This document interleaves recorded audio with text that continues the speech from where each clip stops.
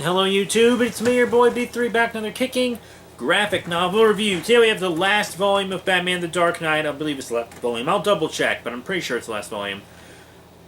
Batman the Dark Knight, Volume 4, Clay. Really dig that cover art with the Clayface Batman. Pretty cool. I'll read you the back here. The Shape of Evil. The shape-shifting Clayface, formerly the disgraced actor Basil Karlo, is on a rampage, and Batman must battle his way through a network of his deadliest enemies to uncover the truth. But how do you stop a killer who can be anywhere and anyone? And soaring above Gotham is another threat in the form of Man-Bat, whose unstable serum has made his predatory plans much more deadly. In Batman the Dark Knight Clay, collects issues 22 through 29, writer Greg Hurwitz teams up with superstar artist Alex Maleev and Ethan Van Sciver, big Ethan Van Sciver fan, and Alberto Porcelletti for tales of Gotham City's greatest villains. And the art is actually quite good in here. It's very Batman. It's a very Batman art style. Works really well for him. And the inside cover also has a read-up, Crime Takes on a New Form. Basil Karlo was Hollywood's hottest property until the very powers that fueled his performance transformed him into the shape-shifting monster, but his current crime spree represents a change from his past pattern and baffles even the Batman.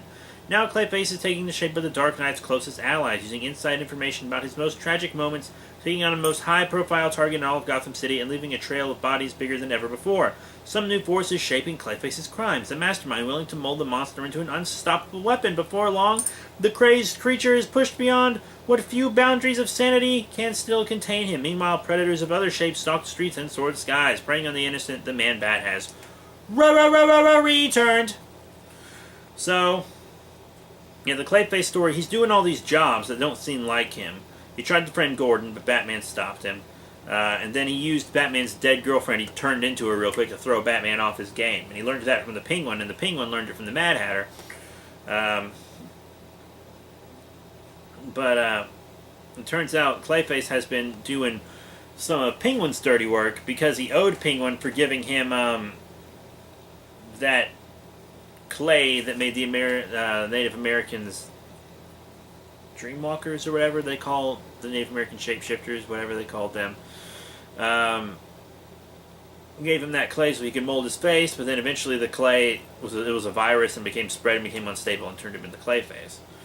But he finished his debt to Cobblepot. He went up to Cobblepot and he was like, I don't fucking owe you anymore. I've done enough. I did plenty when I was Basil. I've done plenty as Clayface. I'm done. I'm out.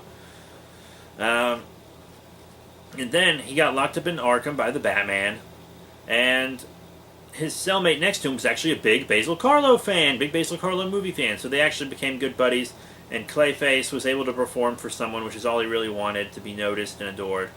And then that guy died in his cell, and Clayface mourned for like 2 days, and then made his escape. Which is pretty crazy stuff. But yeah, all he ever wanted his whole life was to be noticed because he was so normal that he just was never noticed for any reason. So then he kidnaps all these people and he gets the Joker to give him this serum. It's the Joker's laughing toxin, but a version that wouldn't kill anyone. It would just keep them entertained.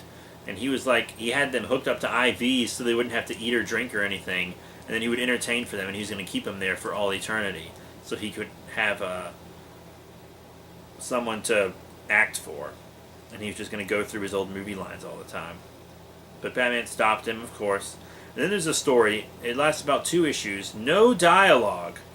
No dialogue, no monologue boxes, no bubbles, nothing. Part 1's called Voiceless, and Part 2 is called... What's Part 2 called? There is a Part 2, right? Angel of Darkness. No dialogue, but very powerful story about this mom in kind of like a sweatshop scenario making angels, and she lives with her mom and then a little girl and then a baby, and the baby dies. The baby passes away,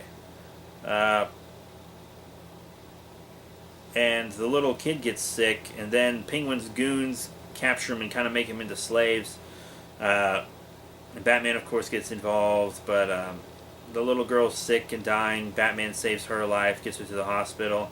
He gets the mom to the hospital, reunites this whole family. I think the grandma gets to the hospital too, but I think she might die. Lots of this stuff's not totally clear in this because of the lack of dialogue, but it's still really powerful. Like, it's a good story. Penguin gets arrested in the end, but, you know, the last thing you see is him in a room full of lawyers, so... Penguin. You know, he probably got out. And then Batman visits the kid on Christmas Eve. It's real nice. And then we get to a Man-Bat story. There's a new Man-Bat in town, and it's Kirk Langstrom's super rich father, who was like, he's like an anti-Thomas Wayne. And he's a bigger, stronger, fiercer Man-Bat, and he's more in control when he is Man-Bat. And he eats the homeless, and he enjoys eating the homeless, and he eats them because he thinks they're all leeches on society. But it's pretty crazy. So Kirk Langstrom helps Batman take him down, and Batman can't use the needle to penetrate Man-Bat's skin, this new Man-Bat's skin. So what he does is he puts the antidote in his blood and then tricks the Man-Bat into sucking his blood.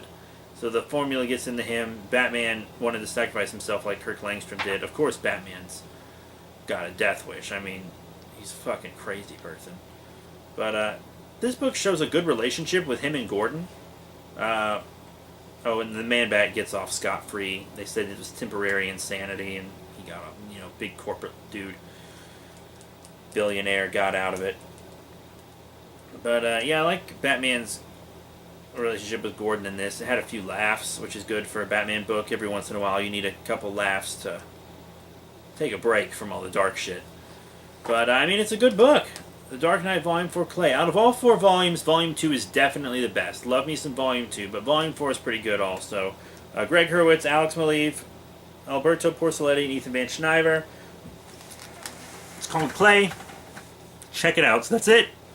Thank you all once again for your support. Remember to rate, comment, and subscribe. Check out all them cool links. Whew, just threw it by my throat. I'll see you all later.